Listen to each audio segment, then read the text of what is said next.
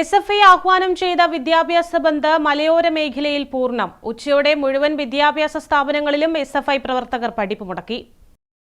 NEET പരീക്ഷയുടെ ക്രമവിരുദ്ധമായ നടത്തിപ്പിനെതിരെ സമരം ചെയ്ത വിദ്യാർത്ഥികളെ തെരുവിൽ മർദ്ദിച്ചതിനെതിരെയും കേന്ദ്രമന്ത്രി ധർമ്മേന്ദ്ര പ്രധാൻ രാജിവെക്കണം എന്ന ആവശ്യം ഉന്നയിച്ചും SFI ആഹ്വാനം ചെയ്ത പഠിപ്പ് മുടക്ക് മലയോര മേഖലയിൽ പൂർണ്ണം. മലയോര മേഖലയിലെ മുഴുവൻ വിദ്യാഭ്യാസ സ്ഥാപനങ്ങളിലും SFI പ്രവർത്തകർ വെള്ളിയാഴ്ച ഉച്ചയോടെ പഠിപ്പ് മുടക്കി. മണത്തണ ഗവൺമെന്റ് ഹയർ സെക്കൻഡറി സ്കൂളിലും Peravoor saint Joseph higher secondary സ്കൂളിലും ഉച്ചയോടെ SFI പ്രവർത്തകർ എത്തി പഠിപ്പ് മുടക്കിയിരുന്നു.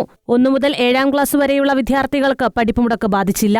ഇവിടെ ഏറ്റവും സമാധാനപരമായിട്ട് പഠിപ്പ് മുടക്ക് നടത്തി മെമ്മോ ഉൾപ്പെടെ കൊടുത്ത് അത് പൂർത്തീകരിക്കാമെന്ന് കരുതിയ ഘട്ടത്തിൽ ഇവിടുത്തെ പ്രധാന അധ്യാപികയായിട്ടുള്ള ടീച്ചർ മെമ്മോ കൊടുക്കാൻ വന്നില്ല വിദ്യാർത്ഥികൾക്ക് നേരെ വളരെ രൂക്ഷമായിട്ടുള്ള വാക്കുകൾ ഉപയോഗിക്കുകയും അവരോട് നിങ്ങൾ എന്തിനു വേണ്ടിയിട്ടാണ് ഇത്തരത്തിലുള്ള സമരങ്ങൾ ഉൾപ്പെടെ നടത്തുന്നത് എന്നും എവിടെയോ മരിച്ചവർക്ക് വേണ്ടി നിങ്ങൾ എന്തിനാണ് സമരം നടത്തുന്നതെന്നെല്ലാം, അതുമാത്രമല്ല ഇത്തരത്തിൽ ആത്മഹത്യ ചെയ്ത വിദ്യാർത്ഥികളെ ഉൾപ്പെടെ നാണം കെടുത്തുന്ന രീതിയിലേക്കാണ് പ്രധാന അധ്യാപിക സംസാരിച്ചിട്ടുള്ളത്.